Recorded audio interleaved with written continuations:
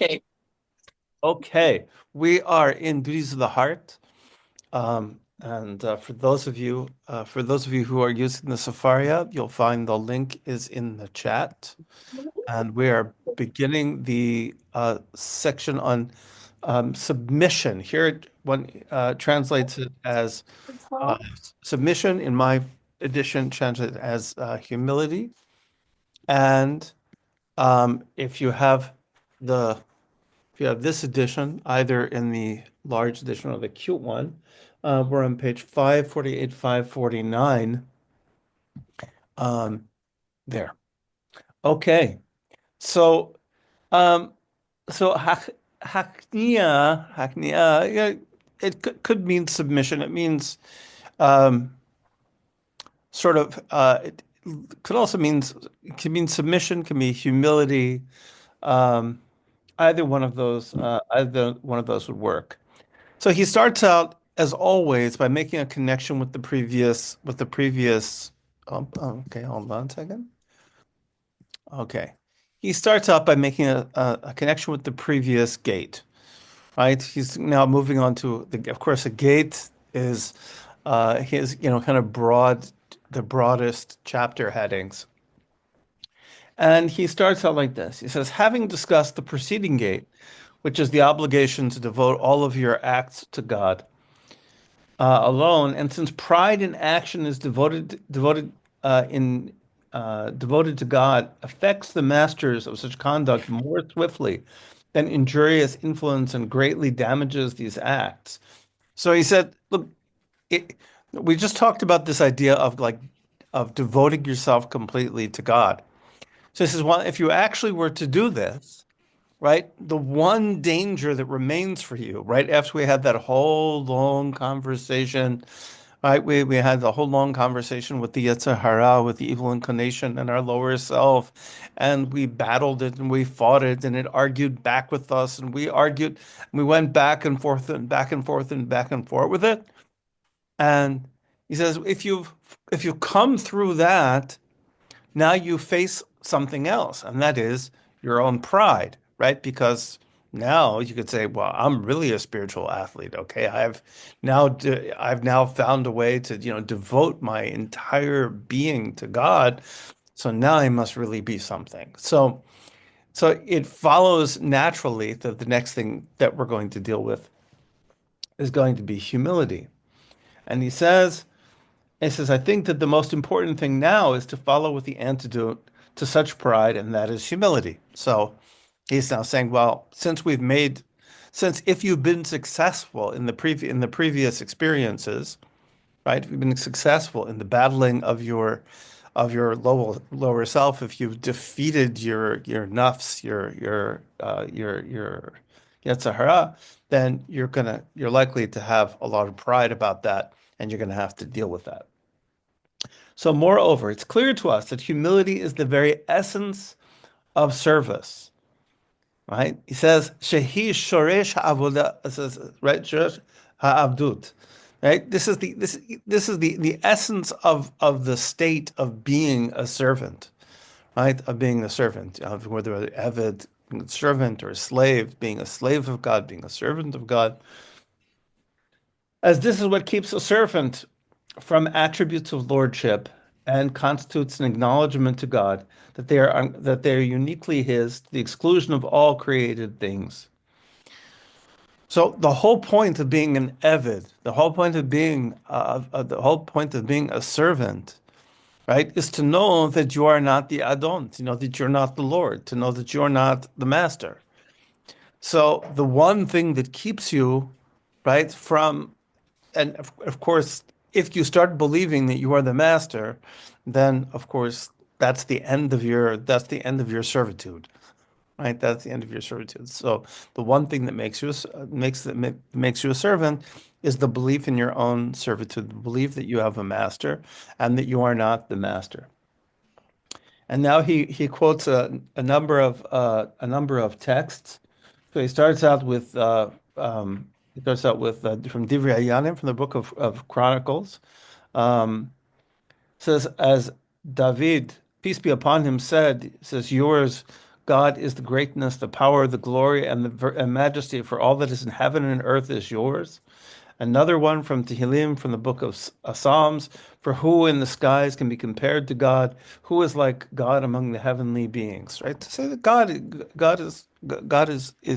is qualitatively and quantitatively different and beyond us, and recognizing our lowliness in relation to God is the essence of our servitude.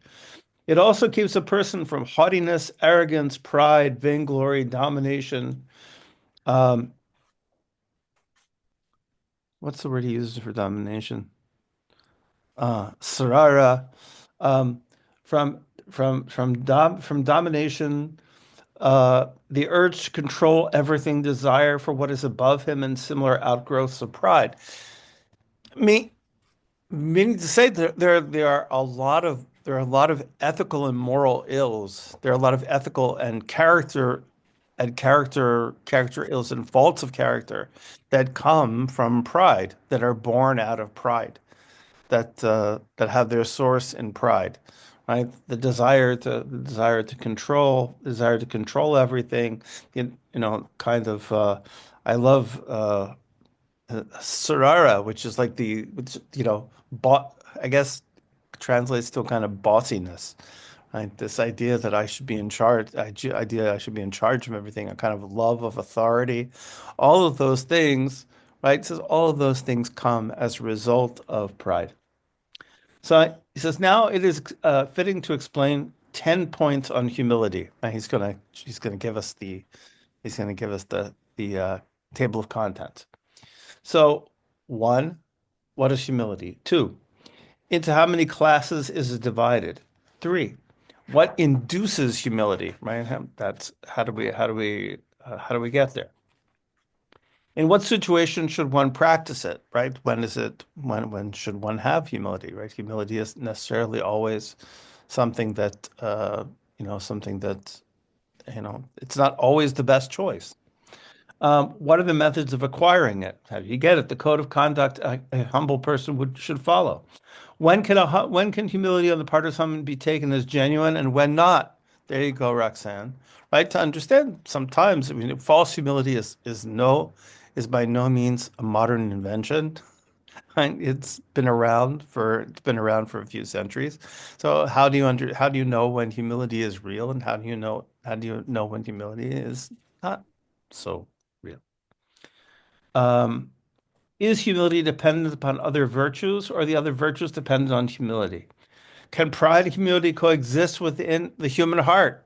Are these two opposites? Are these two opposites? Can you have, pride on one hand and humility on the other? And finally, the benefits of humility to one's worldly interests and in the life hereafter. So, what benefits are there in this world and in the world to come? So, what is loneliness? She starts out, Aval haknia hi shiflut hanefesh. He says humility is the soul's is the lowliness of the soul, is the experience of the lowliness of the soul, its acquiescence, it says, and its lack of self-importance. It's it's it's literally it's almost like it's underestimation of itself, right? It's lack of kind of overestimating itself. So he says, is one of the qualities of the soul when internalized comes to expression externally in the form, and it's a kind of a beautiful expression that he uses here. It says, "Ka'asher tityashev ba," when it comes to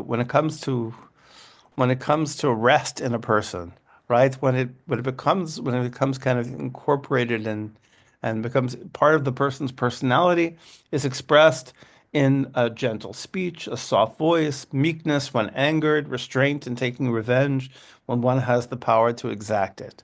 So it has a um, that when a person internalizes this shiflut nefesh, this lowliness of the self, which we'll find out, by the way, is don't rush too far into thinking what that is, because he's going to say something very interesting and surprising about the word lowliness and about what lowliness means. So just be prepared. It may not be exactly what you think it is, but it says if when a person has it, it has effects on the outside. It's something can be seen and experienced in that person on the outside. And he gives a story.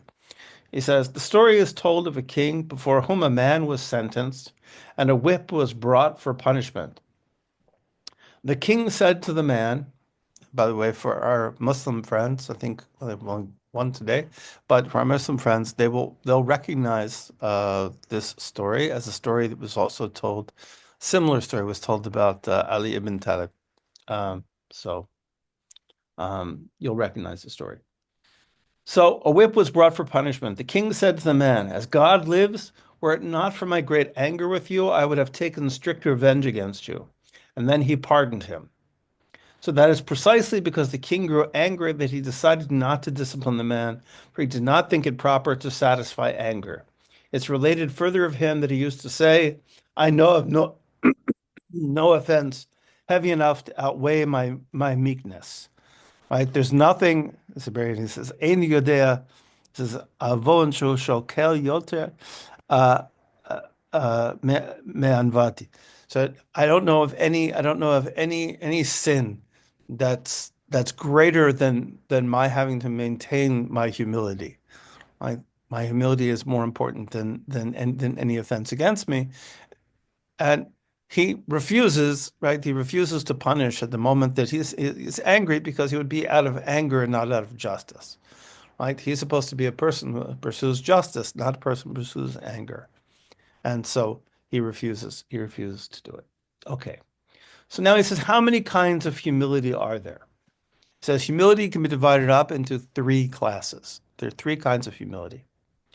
So echad, one, he says, includes human beings and many species of non-rational animals. It's a poverty of spirit.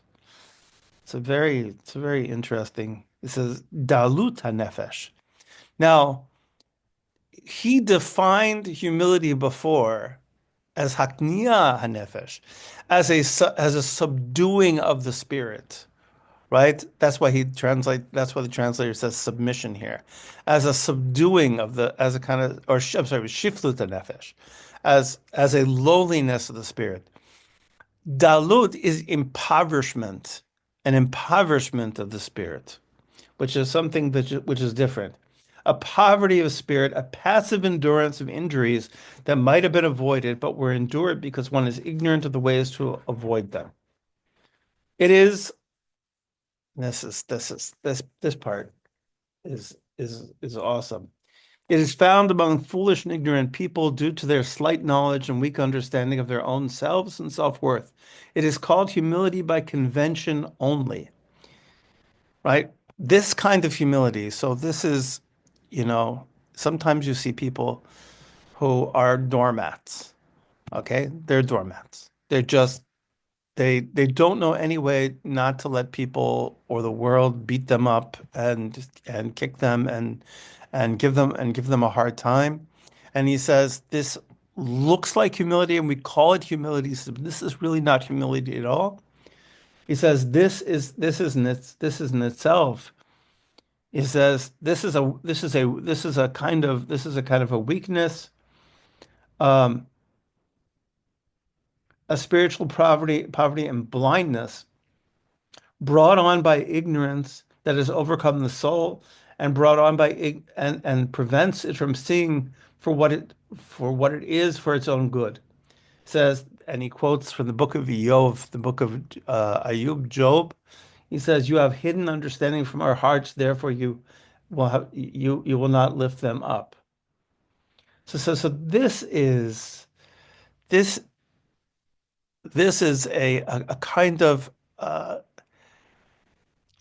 this kind of humility, the humility of somebody who is just beaten up and who's just gotten used to being beaten up by the world, the humility of the doormat. He says, this is a kind of spiritual blindness. And the next line is, I think, one of the most important lines in the entire book. Aval hakniya hi asher tiyeh achar romemut nefesh.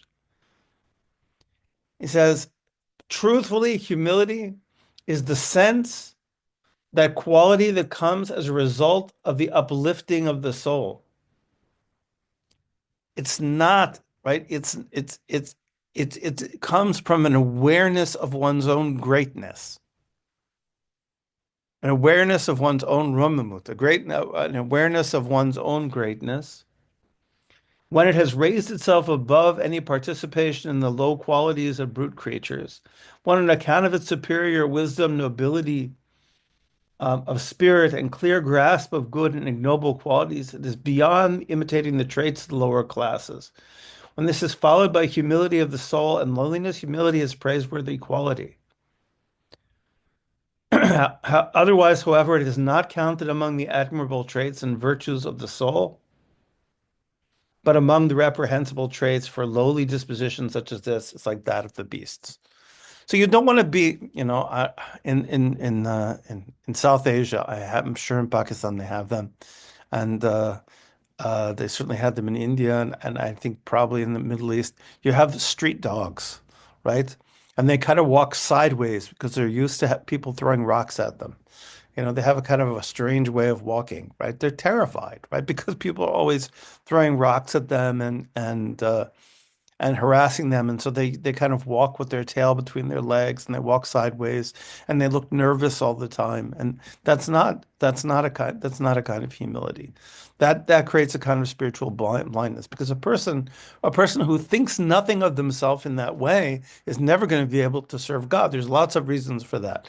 I mean, one is, think about prayer, right? When I stand before God, I have to think that I'm worth something, right? In order to draw the attention of my creator, I have to think that there must be something in me that's worth drawing attention to. I have to believe that my actions matter. I have to believe that I matter. Um, Even in terms of ethics, I have to believe that what I do in the world matters. All that requires a certain ego strength and sense of self. So not having any ego strength and not having any sense of self, that's a kind of spiritual poverty, but it's not a real humility. So the second kind of humility is exhibited by an individual toward other human beings who dominate him, as that of the prisoner in the hands of the enemy, of a slave in his master's power. Another example of the second kind of humility is an individual who is dependent on others and is in great need of what they possess, such as the humility of an employee towards his employer, a poor person towards his wealthy supporter, a student toward the teacher, the debtor unable to pay such a debt, who must be therefore be humble and abase themselves before the creditor. As is written, this is from the book of Mishlei, from the book of Proverbs, the borrower is the servant of the lender.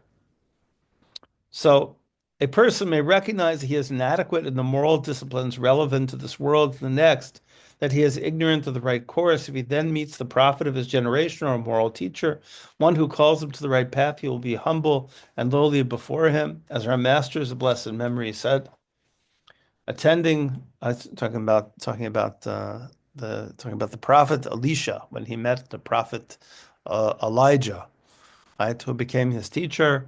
Attending to the Torah is even greater than studying it, for it says, Elisha ben Shaphat, who poured water on the hands of Eliyahu. It does not say who studied with, but who poured, indicates that attending to the Torah is even greater than studying it. Right? It said, this is a beautiful point that he starts out by saying that Elisha, right, the student of this prophet, he was not described he was not described as a student, but as a servant, right? And a person who recognized his lowliness in relation to the prophet. And he gives another example. It also says, but his attendant Okay, Mishar told Yeshua Bedun that Yehoshua, Joshua, who was the right hand man, so to speak. Well, I guess one of the, like Aaron on one side and Joshua on the other. But Yeshua, who was the successor also of Moses, um, he was he's referred to as the attendant of Moses, not his student, right? That by attending to somebody who is superior to you, right? You get an education from doing that. It says, but his attendant, Yeshua ben Nun, a young man who would not leave the tent, right? So he'd always be present with him. Thus said the wise one, King Solomon of the illiterate multitude, the borrower is servant to the lender, a base fool becomes slave to the wise. So there is, so there, so there's two kind. He's giving us two dimensions of this. One is, there's a sense of obligation that we can have towards other people. That is also brings on a kind of humility where we owe something to somebody, where we're beholden to somebody. And there can be something very positive about that, right? And he gives the most positive examples, right? The positive examples of a student in relation to a teacher who serves who serves the teacher. And he says when we speak this he says this kind of humility, though necessary by nature, is not a constant. It's not relevant to all people and not necessary at all times in every place. He says there is something very good about this kind of humility, but it's also not dependable because it will apply sometimes and it won't apply other times, right? The slave, right, after he redeems himself, for the slave after release from captivity, the slave after he redeems himself, the borrower when he pays his debt, the student when he is not with his teacher, the poor person when not in the presence of his benefactor, are under no obligation to show humility and lowly submission to their respective former superiors. So this second kind of humility is humility for sure. It's humility for sure, but it's one that it's not motivated purely by internal forces, but by an external situation that can change. Right? That external situation can change. Now, the third kind of humility is a humility toward the Creator, may He be exalted. It's an obligation that applies to all people at all times in every place. The consideration of this duty is the purpose of this gate. One who has humility of this kind is called in the scriptures humble, self-deprecating, modest, broken in spirit, crushed, tender-hearted, shattered in spirit, broken-hearted, and bowed, and lasuach, and what's it? V'lev nishbar, v'nefesh sheha. I never heard that one before. Bowed down in soul. He's quoting all of these because these are all expressions that are found in Scripture. He says there are many expressions. So when the Scripture talks about being broken-hearted, talking about humility. I'm talking about humility. And so there are many broken-hearted, tender-hearted. There are all these words that relate to the heart. He says all of these rach levav, so having a soft heart, right? All of these things, he's saying these are all ways, expressions about about humility and about how humility is expressed in the personality. So when we speak of humility without specifying which kind, we will have in mind only this third kind, which is the highest degree of humility. So from now on, when we talk about Hakniah, we talk about humility. This is what we're talking about. We're not talking about those first two kinds. The one who attains this humility, the way of closeness to God and worthiness to stand before Him is not far off. He'll be accepted by the Creator and be pleasing to Him, as it is written, true sacrifice to God. This is one of the really quite one of the most beautiful um, lines. Sichel ohim ruach nishbara, lev nishbar, velochim lo tizeh. Says, true sacrifice to God is a broken spirit, a heart broken and crushed. O God, you will not scorn. The best gift that you can give to God is the humbling of your heart. That's what God wants most. God wants the heart. Okay, that's what that's what he wants. He wants most, and the way that he wants it is to be is to be humbled, and at the same time, right? You have to be careful when we talk about the brokenness. We don't mean the brokenness of your sense of self, right? We don't want that broken. Right. We don't want that broken. Now, on the contrary, we said that a person shouldn't lose track of their romemut. They shouldn't lose track of their exaltedness. You know, I feel I have to beat that point to death. I'm gonna beat it to death. Um, when my daughter was little, um, I kept telling her I was telling her to share. She was really, really, really little. I kept telling her to share her toys, share her toys. And a friend of mine, shout out to Lawrence Budner, was a child psychiatrist, and he happened to be at my table and he observed this. And he said, you know, what you're doing right now is completely useless and maybe even harmful. And I said, why is that? He says, because look, he says you can't give something that doesn't belong to you. Right? That's actually Jewish law, by the way, right? I mean, you can't if I can't give you this cup if this cup doesn't belong to me. I can't give away other people's property. So can't ask somebody to share something, to give something until they know that they own it.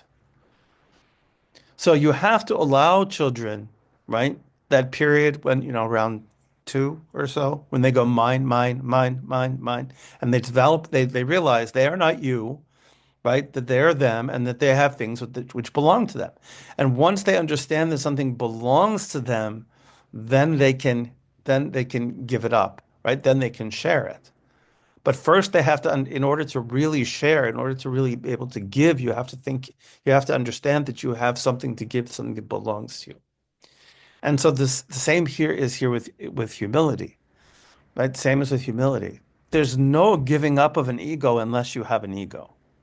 There's no giving up of yourself unless you have a self to give. There's no way to offer a heart if you don't know you have one. You have to have, and there's, so you have to know your own greatness first. You have to have a sense of who you are and what you are first, and then you have something which you can offer. Then you have something that you can give. And that's the sacrifice that God never never turns down. So I'll stop there because my voice is giving out, but also because we're going to the next we're going into the next chapter heading, and I don't want to start that. I don't want to start that before and then, it's a good place to stop. So thoughts, impressions. Can I just say I really liked the thing about teaching kids to share. And like I think what I got from that was like teaching boundaries. So like I think like what I really appreciate about that is the fact that sometimes inadvertently we might be teaching like, oh, boundary violations are okay because you're sharing something, but I really like the fact that you can't really share anything until you're sure that it's yours. Right. I like that fact that part of being humble is honoring boundaries and honoring like what is not, like you said, you can't give something away if it doesn't belong to you. So how Right. can you, yeah, so I just really like that a lot. I think that's kind of like an important thing for people to appreciate now. And actually I really think this like I really think this was like one of the best hours or for whatever, one of the best Oh, good. classes in a while because I think it's like timely. Everything it was like so needed. So thank you. Yeah, I think that I think that we do kind of live with this idea that humility is to be a doormat somehow or another. I think that we all kind of get that idea that it means really to have no boundaries, just let people step on you. But that's not it. I mean, and he's sort of saying, the world does call that humility, right? But that's not really humility. So, more thoughts? Okay, I wish everybody I'll be away from all electronic things for a few days for the next 3 days. So if you don't see me around, you'll know why. But after that, I'll be available, and I'll be reporting from the sukkah. So I'll be living in a hut, or at least trying to live as much in the hut as possible um, over the next week or so. And if you see you can see pictures of our communal hut in on Facebook. Looks pretty good, I have to say. I'm very proud of my decorating acumen. And any case, I hope everybody has a beautiful, beautiful week, and there should be a lot of peace. Your heart should be at peace, and be humble, but only in the best of ways. Are So, we having class during Holomoed? yeah. Hopefully from the sukkah, I have to figure out how to if I can get. I don't know if I don't know if I can maybe the hotspot on my phone works, but I'm gonna try to do it from the sukkah. Okay, Right. I'm gonna try that one out. Okay. Have a good week, everyone. Okay, bye. Okay, bye. See you on the other Bye. side. Yep.